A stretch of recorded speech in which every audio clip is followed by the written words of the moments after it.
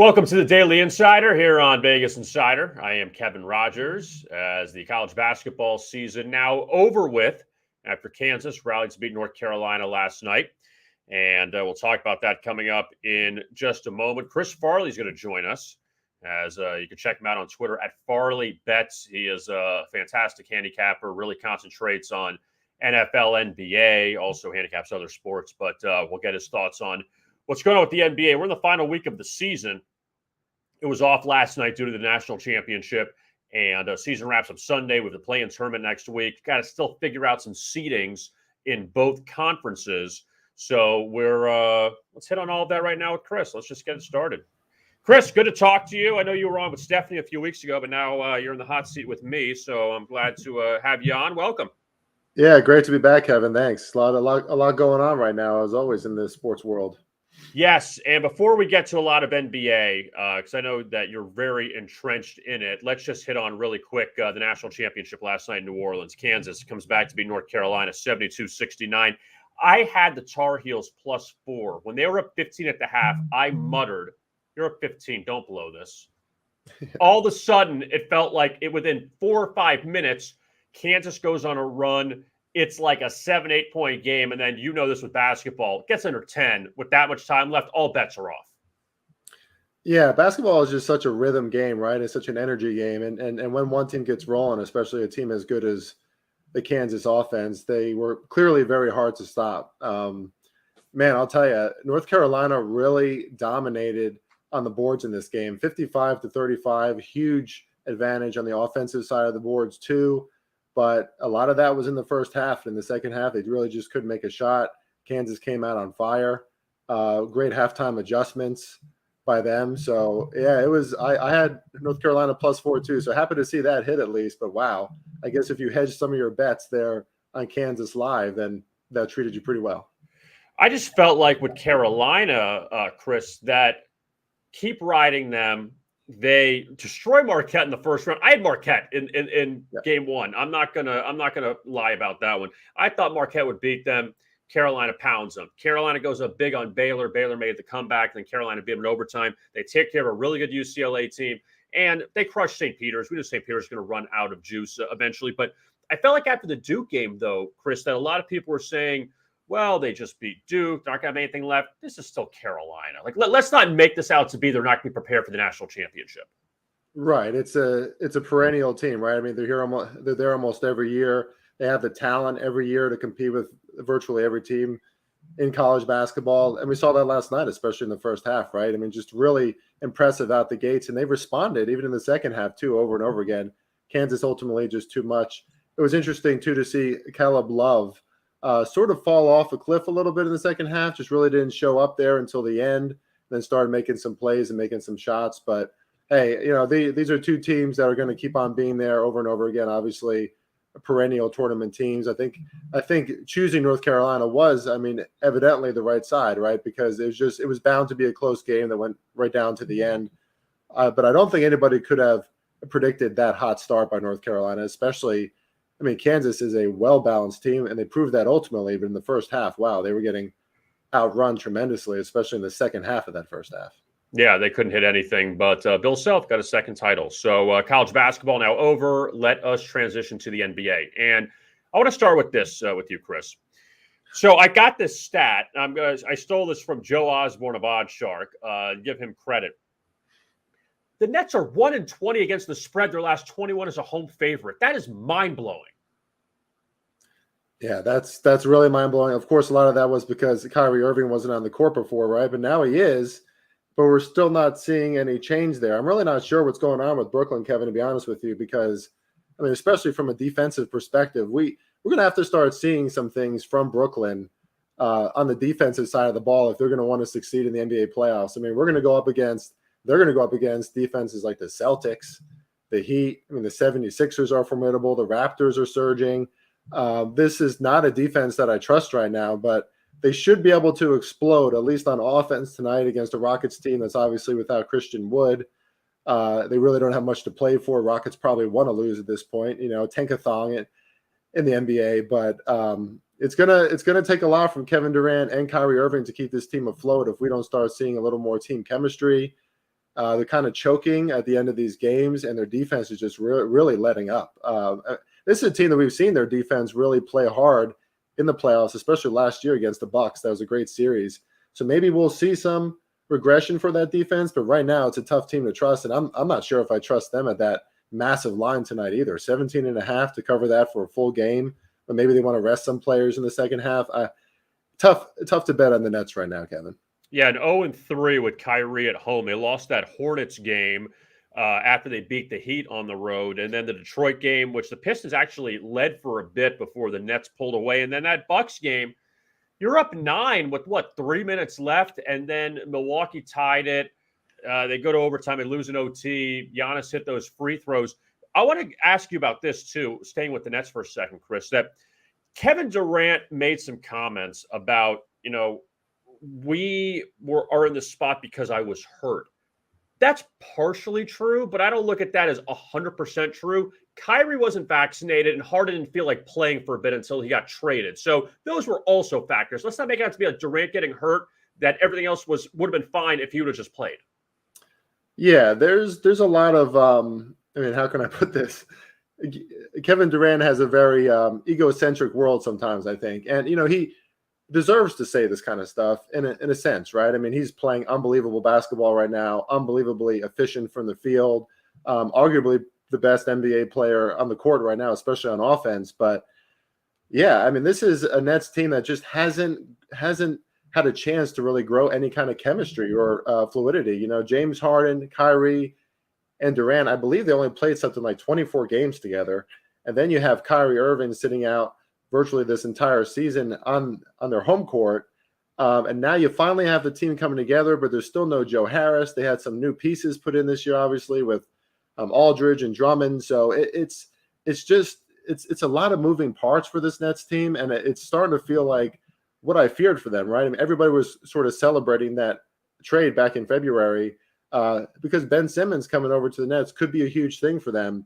But the asterisk always with Ben Simmons is how motivated is he going to be, right? Where is his mental state of mind going to be?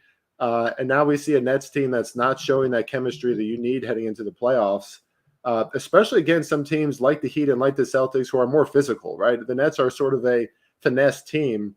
There's not going to be a lot of finesse in the NBA playoffs. So it's just, it's interesting how at some books they're still a favorite to win the title, but that's not a futures that I like. And the Nets are a team that I'm really just treading carefully with right now because it sure seems like, at least by the eye test, that they have a lot to figure out still. Final thing on Brooklyn before we move on. If they get out of the play-in and somehow can be in the top 8, you give them any shot? I mean, if they played Miami, you talk about Boston. I know that game against the Celtics a few weeks ago went back and forth at the Garden, that Boston ended up winning. And also, it was unfair because Boston beat Brooklyn twice at home or at Barclays Center, and the Nets had no pieces in it. But you give the Nets any shot in any of those series? I think you have to give them a shot in every one of those series just because of the talent that they have in that team. And maybe Ben Simmons does come back, right? I mean, we learned that he's not going to come back for the play-in tournament games, but there's a chance, and maybe that's trending positively, that Ben Simmons returns for the later parts of the playoffs. Now he's going to be returning cold at that point, right? He hasn't played for a long time, so I'm not sure where his game is going to be at, but you have to at least respect what the Nets bring to the table, especially with Kyrie and Durant. But to answer your question more simply, I don't love them against those really tough defenses. You're going up against the number one defense in the NBA in the Boston Celtics, potentially. You're going up against the number one defense in the NBA for large parts of this year in the Miami Heat, right? So, I mean, Celtics and Heat are kind of 1 and 2 there. They faced the Nets before. They can punch you back in the mouth when they're down. They got the perimeter shooting. I mean, the Celtics offense is one of the best in the NBA over the last few weeks. Those are two teams that I think are going to be really tough matchups for them. And then even the Milwaukee Bucks, who are still my favorites to win the Eastern Conference, right? They have the experience, and they seem to be able to turn up the volume when they need to play defense in these spots that feel more like playoff games. We've seen that from the Bucks recently. Obviously, the way that they finished that game against the Nets and Giannis nailing that 3. So I don't like them against any of those three teams. I would probably have them favored against the 76ers. And most of the others. But those top three teams in the East, that is going to be tough for a Brooklyn team that still has so much to figure out, and especially on the chemistry side of things, right? At the end of games, that's when your chemistry and trust in each other really comes into play, and they just haven't showed that. Let's transition to Milwaukee now, and they go to Chicago tonight to play the Bulls. They've had a lot of success with the Bulls this season. Let's start on the Chicago side, Chris. That record of the Bulls just struggling with all these top teams, with the Heat, with the Celtics, with the Bucks, some of the teams out west, was it 1-12, whatever the record is, they just cannot beat them. What does that say about the Chicago team going into the playoffs, that it feels like this could be a quick exit for them, or maybe, depending on the matchup, they could turn it around? Yeah, I think it says that maybe at the start of the year, a lot of these offenses that they were facing were still figuring themselves out. Traditionally at the start of the NBA season anyway, these offenses kind of start slow, right? So we saw a Chicago unit that was really exploding. They looked like they had a lot of synchronicity. They were playing great defense, but then those injuries to Caruso and Ball really affected this team. I think, the stock on LaMelo Ball has to be rising now, because it's not the same. It doesn't look the same. It doesn't feel the same from Chicago game to game without him as their point guard. I'm not sure Alex Caruso is as comfortable in that role. He kind of likes coming from the wing there. So players like DeMar DeRozan and Zach LaVine, they can certainly do great things, but Vucevic has not been consistent on defense either. So this is a team really, really, really struggling on defense. And if they can't figure out the same output that they had at earlier parts of the season, where they were just able to, cruise past these teams, putting up 120, 130 points game in and game out, I don't like their chances heading into the playoffs either. I hate to sound so negative here, Kevin, but a lot of these teams are, sort of stumbling into the playoffs, and that's not what you want at this time of year. What do you think about this week as far as trying to handicap going through Sunday? Do you think there's advantages? Is this kind of like a really be particular in your bets, because all these players could sit out, like you mentioned? I mean, the East, there's 2.5 games separating the top 4 teams, starting from the Heat, then to Boston, Milwaukee, and Philadelphia, that they're locked in, just not locked into their seed. They're going to the playoffs. But how do you try to do this from a handicapper standpoint to get the best bets over the last 5 days of the season? Yeah, so from my perspective, I mean, this is always a concern in the NBA, right? Especially in a long season. But you have to try and figure out the teams that are most motivated this week to win. And it's certainly not every team in the NBA, that's for sure, right? There's a tankathon going on at the same time, too. So a lot of teams are motivated to lose. But you look at a team like the Cleveland Cavaliers, for example, who currently sit in the 7th spot. There's a very real chance that they can still move up into that 6th spot and avoid the play-in tournament. And that's because of what we just talked about. The Chicago Bulls are ending their season now with 3 really tough games. They have the Bucks tonight. I forget who they face after that, but I think they finish against the Nets. But the Bulls have a really tough finishing schedule. So the Cavaliers could move up into that 6th spot. The Cavaliers, you would think, are going to be ultra motivated every single game to end their season, although their schedule isn't easy either. You also have teams out there like the Timberwolves, right, who can also move into that 6th spot, currently sitting at the 7th spot. And then you have a team like the Utah Jazz, who just can't seem to figure things out on their end. I'm seriously not sure what's going on with the Jazz. Talk about a perennial regular season juggernaut. There's something off there with that team. They're just not producing on both ends of the floor, and they're not finishing games either. So I think the biggest thing is trying to handicap motivation and momentum, right? We know in psychology that humans respond when there are big incentives in front of them, that they can do things beyond their means usually. So which teams and which players are going to shine this week? Some players are better than that than others, and some teams are better than that than others. And certainly in the East, there's a lot of moving that can still happen with those top seeds as well. So Chicago has Boston and Charlotte at home, then at Minnesota to wrap Right. up.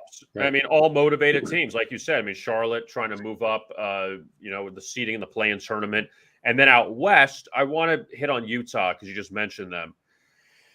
What can you say about this team? They're 13-1 inside the division, and they may not win the division. I mean, think about that for a second, Chris. They're 46-32. They blew the Clipper game. They blew the Warriors game. They have a lot of blown leads this year. I feel like this Donovan Mitchell, Rudy Gobert thing is real. That it's gone back where I don't know if they like playing with each other. I don't know if Quinn has lost them, but what do you think about this Jazz team going to the playoffs, that the stock is really dropping on them? Yeah, it's really interesting because you still have to respect them, obviously, for how dangerous that they can be. And I didn't want to get too intangible here, Kevin, but there has to be something going on with Rudy Gobert and Donovan Mitchell because it just there's not that same eye test on-court chemistry that we usually see from the Jazz. They're able to put up points on virtually any NBA team in the past few years, and then they can really lock down and play great defense too. Probably part of that is just because teams are figuring out their style and philosophy, right? Rudy Gobert kind of monitors that front court, but there is area in the mid-range where teams can score on the Jazz, and a lot of teams in the West can do that. The Timberwolves can do that. The Grizzlies can do that. So the Jazz just might have been figured out at this point. Snyder just kind of feeling like he's losing this team. Sometimes as a handicapper, you just kind of have to play off teams and talk about a game that's dangerous tonight. They're facing the Memphis Grizzlies at home. They're 5-point favorites, 5.5, I think, at some books. And that's up to 8.5 now. Excuse me. So, I maybe some injuries were just announced or something, Kevin, but I can't trust the Jazz tonight against a Memphis Grizzlies team who is one of the best ATS teams in the NBA. They're one of the best ATS teams on the road. And without John Morant, all they do is keep on winning. I think they're 18-2 now without John Morant. This is just a team with a lot of depth, a lot of confidence. And I think the Grizzlies are really dangerous to end the season too because they're just having fun. The Grizzlies don't care. They're going to be in that number 2 spot, and they're just having fun. That's not a team that you want to play against right now in any situation. And the Jazz, I don't know if you have some intel there, Kevin. I'm not sure why that's up to 8.5 now. No, that's a graphics department mistake. Okay, 5.5. So just wanted to clear that one up. That was a graphics department mistake here at Daily Insider. 5.5 is the number, and I thought the same thing too when you said that. I was like, whoa, that's wrong. But no, 5.5 across the board. So I want to stay on that for a second on that game. What is it with this Memphis Grizzlies team? John Morant is out for a long time, and it's like they're better without him. And it's not disrespect. We know how great Morant is, but like 18-2. It's some crazy record without him. Yeah. Just the depth. I mean, what is it with Memphis on why their best player can be out and they still can be very successful? Well, first of all, right, that comes down to coaching, right? And these players are motivated almost every single game. They give that blue-collar effort on both sides of the court. But John Morant is he's one of these players where he's easily the best player on the Grizzlies because he's so explosive. I mean, he's probably my favorite player in the NBA right now. But he's also a space disruptor, right? Kind of like Russell Westbrook. We see these players who can fly, they can explode into the front court, but sometimes that gets in the middle of the spacing and the chemistry of an offense. I think the Grizzlies, without John Morant, knowing that they all have to depend on each other, it's kind of an exciting opportunity for these players like Jaren Jackson Jr. and a lot of their great scorers who are all young, who are all explosive. Who can jump out the gym. It's just a young, confident team. And John Morant seems to love it too. He seems to love cheering for him on the sideline. It's like an extra challenge for this Grizzlies team. They're one of the best paint scoring teams and one of the best fast break teams in the NBA.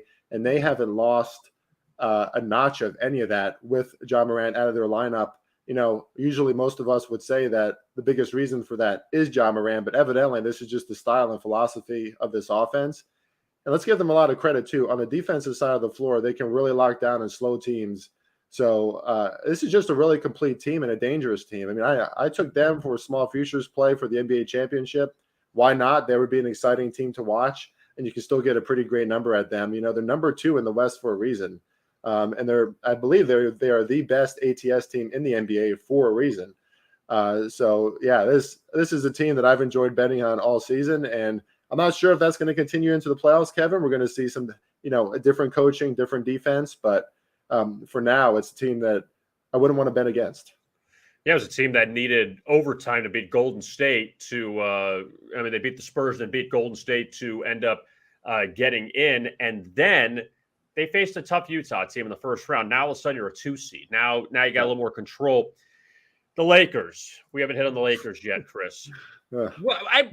Okay, I don't know where to begin with them. They're 31-47.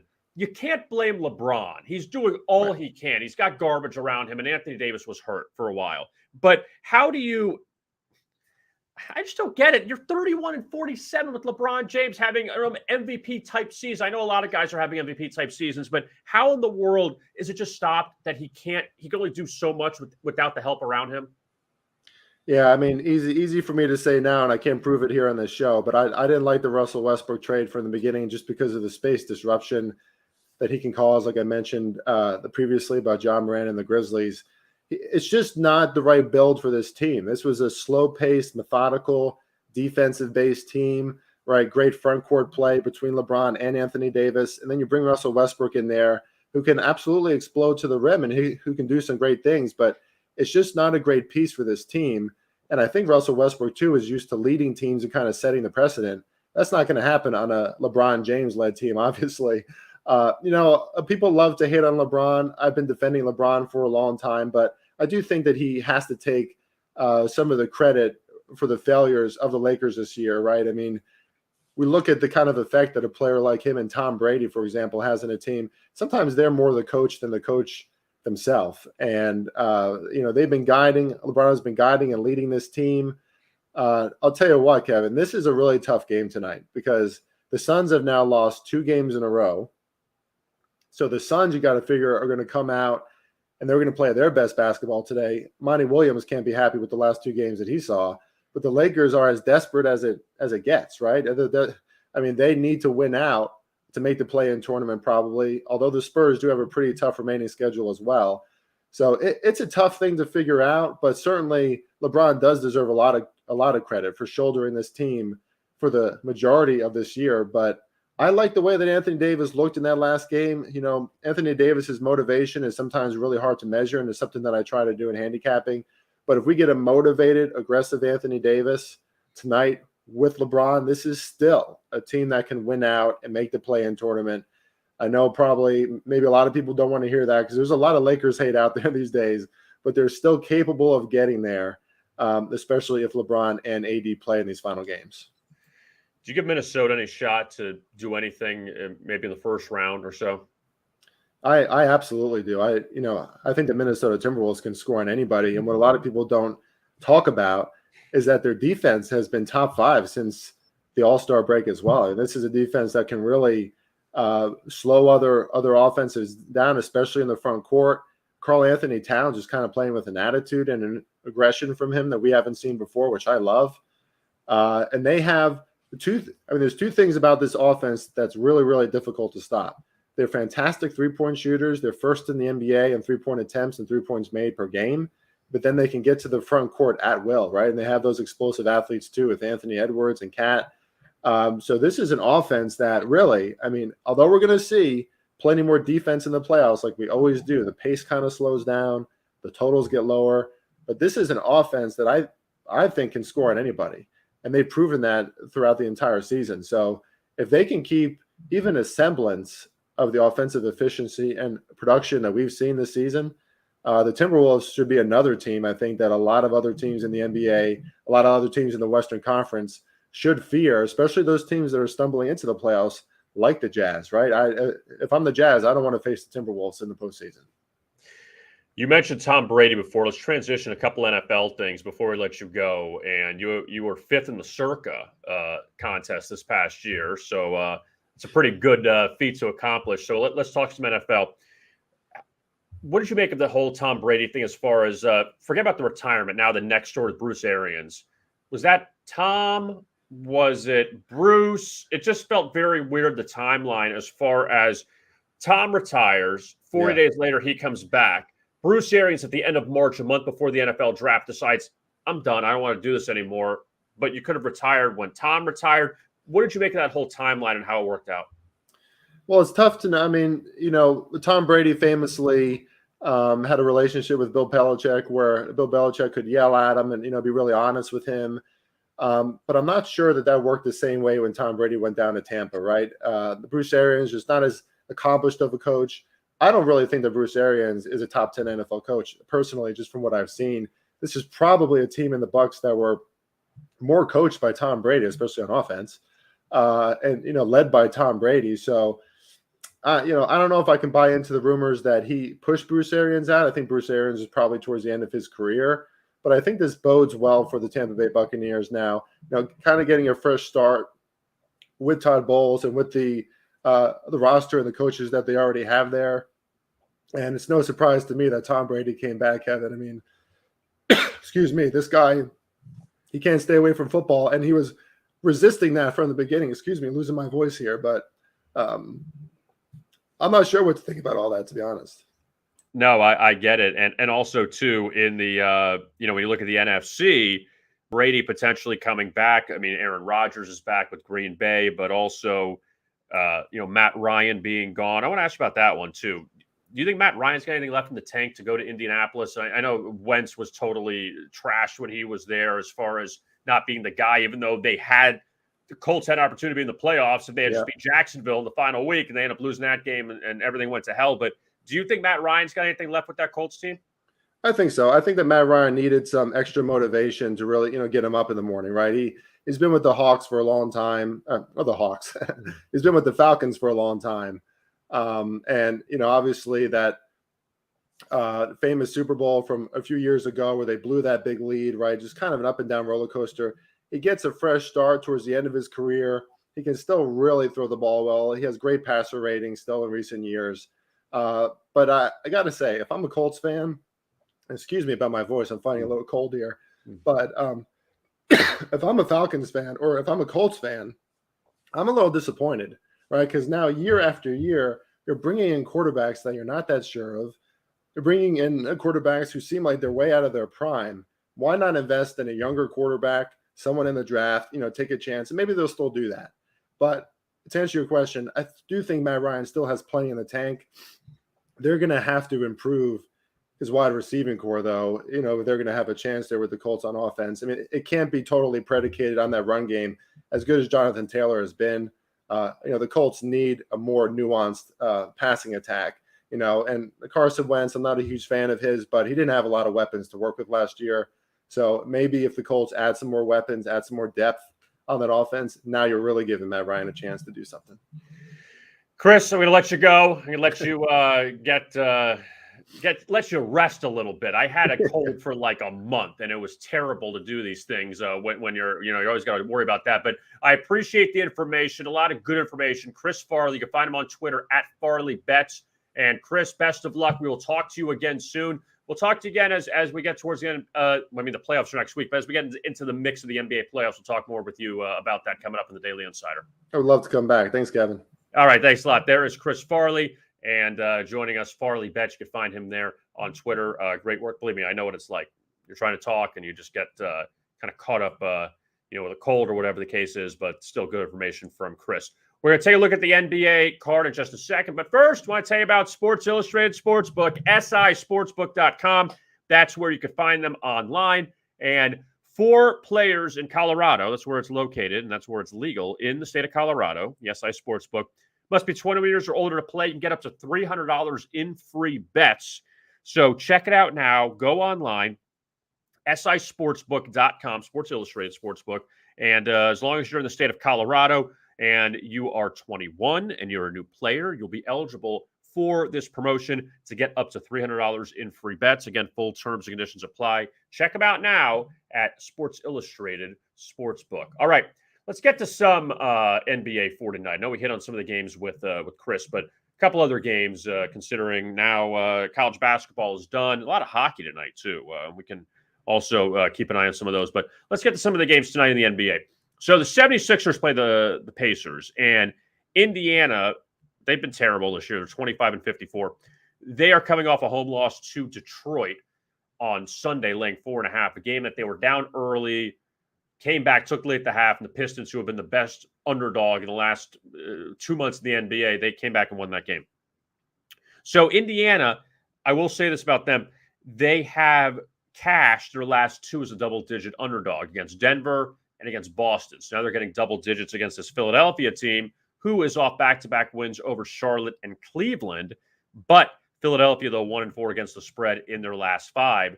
And the Sixers face the Raptors coming up on Thursday night. And these teams met one time this season. That was back in early November. And the Pacers won 118-113. Much different teams. So you can only take that so far. Cavs and the Magic from Orlando, and the Cavaliers, again, like Chris had said, trying to maybe get out of that play-in tournament, because right now the Cavaliers, they're in the 7 spot, and if you're the 7, you win that one game against the 8, you're in. Now the 7-8 winner gets the 7. So even if you're Atlanta, who's the 8, you still jump to the 7 if you win that game, that first play-in game. Then you have the 9-10, and then the 9-10 winner plays the loser of the 7-8 for the 8 spot. But the Cavaliers right now, 2.5 back of Chicago and Toronto. They need, what have they played? 79 games. They have 3 left. They got to win out and hope for some luck. So Cleveland, who had a great season, remember they were the 2 seed around the All-Star break. But again, Boston, Milwaukee, Philly, they all are going to catch them eventually. And Cleveland's got a bunch of injuries. But Orlando, though, worst record in the East. They've lost 6 in a row. Cavs laying 8.5 tonight.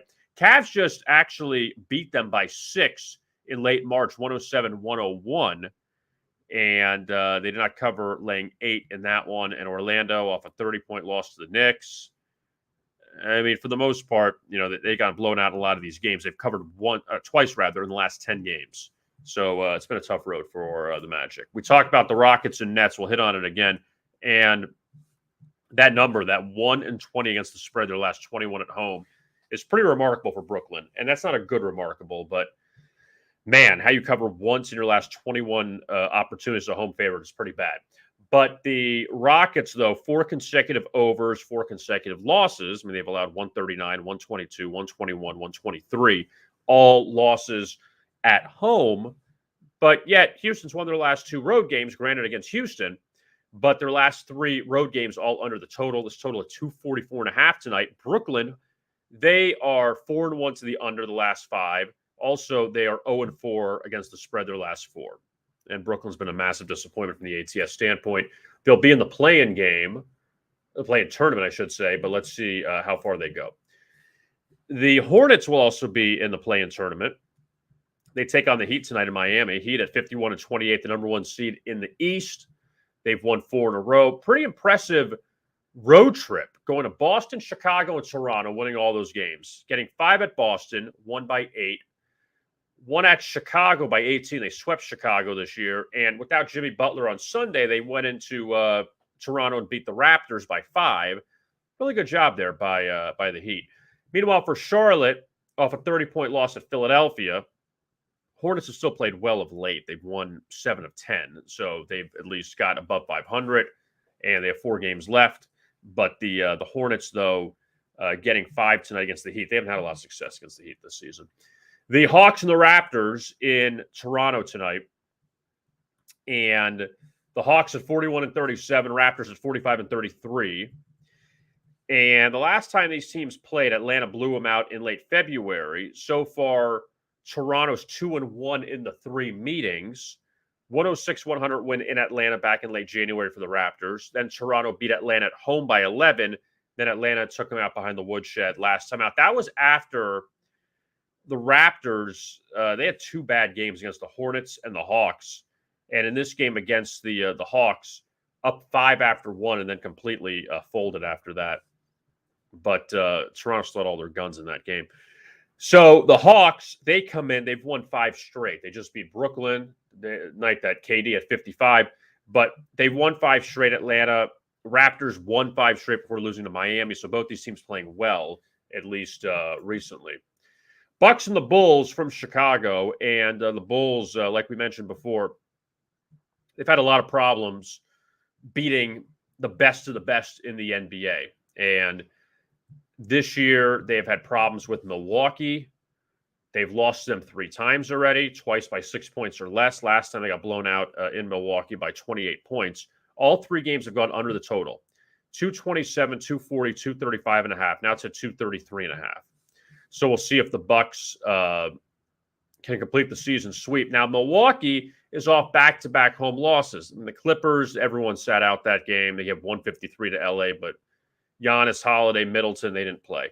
And then Dallas, they lost to them on Sunday, laying 6.5, 118-112. So Milwaukee has found a way to have the load maintenance thing because they had just played Brooklyn the night before in overtime, and then against the Clippers, they kind of mailed it in.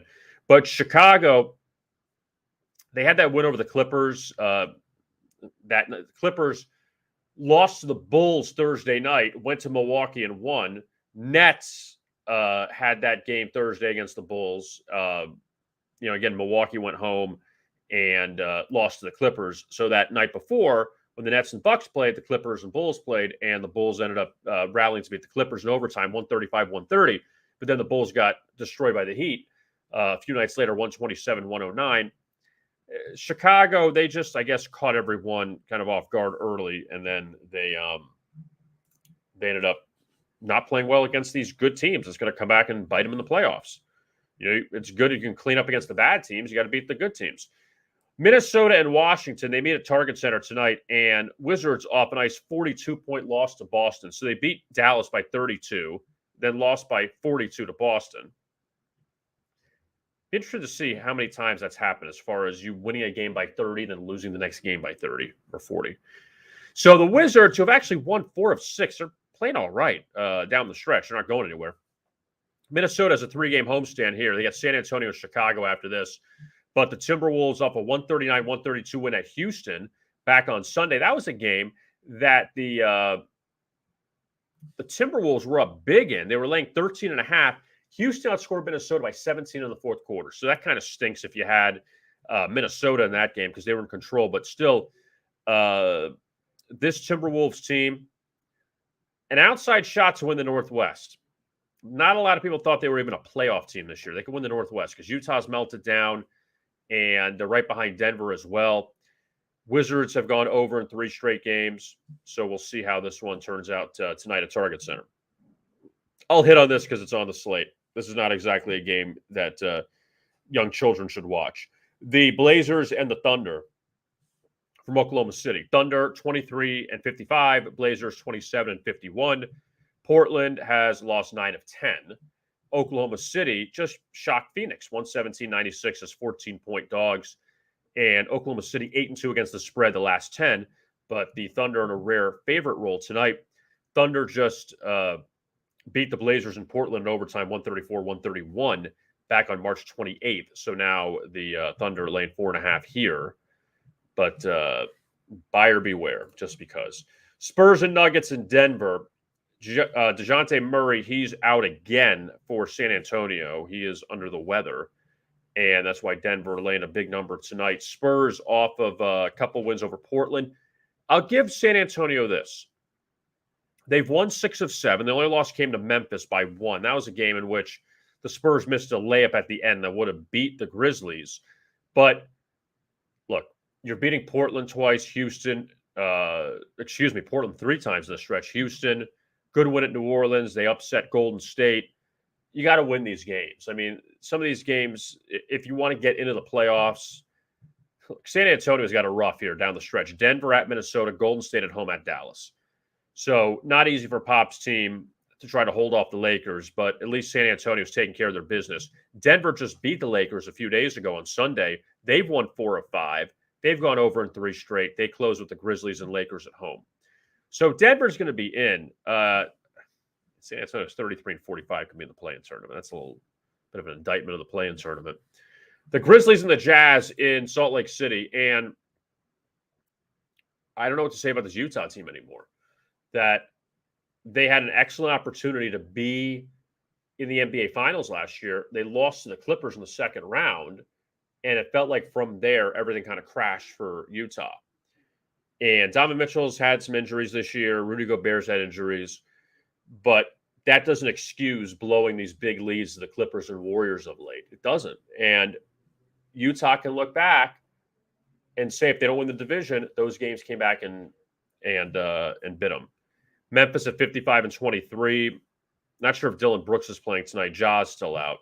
But I give the Grizzlies a lot of credit. I feel like they always have 7-game winning streaks. Every time you look at the standings, always 7-8 straight wins for the Grizzlies. Pelicans and the Kings in Sacramento. And the Kings were blown out by the Warriors a few nights ago at home. They're still seeking their 30th win.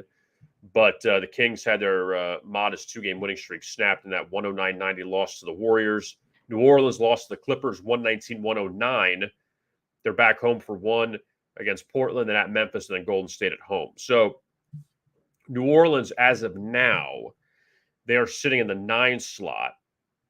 They will likely host, if they can get enough wins, they would host the 9-10 game against likely San Antonio because the Lakers won't be in it. Lakers getting 11.5. LeBron's hurt, AD's hurt, everything's hurt. They've lost 6 straight, 3-11 in the division. It's bad news. The Suns looking for something to play for here, 62-16. Not as far as, they're going to be the number 1 seed. They'll have home court advantage if they make it all the way. But they also have dropped 2 straight, so they want to get back on track with that. All right. That's it. We're sorry, I couldn't. I almost got there where I can hold off that cough. Almost. That's it. Our thanks to Chris Farley for joining us. Farley Bets. You can find him on Twitter. Also, we have plenty of videos on our YouTube channel you can find. Major League Baseball division previews. We have 2 more coming out today. The National League Central as well as the American League East. And the NL Central, it's the Cardinals, Brewers, and everyone else. The AL East is really good, actually, with the 4 teams going for the title. Sorry, Orioles, but the 4 teams going for the title. It's going to be a really good race there. And also, the Masters starts on Thursday in Augusta. Jay Delsing, former professional golfer, he is still a media personality, still big into golf, and he joins me on our YouTube channel to break down the Masters, some of his best bets for the Masters for Thursday. Tiger's going to play, it looks like, so that'll add another wrinkle to it. But you can find that on our YouTube channel, Vegas Insider, and that's going to come out today as well, our Masters preview. I am Kevin Rogers. Thanks again for watching. We'll be back tomorrow at noon Eastern. Stephanie Odie will join me, as well as Bruce Marshall. We'll preview the baseball season coming up on Thursday. Again, Kevin Rogers with you. And as always, best of luck with your bets.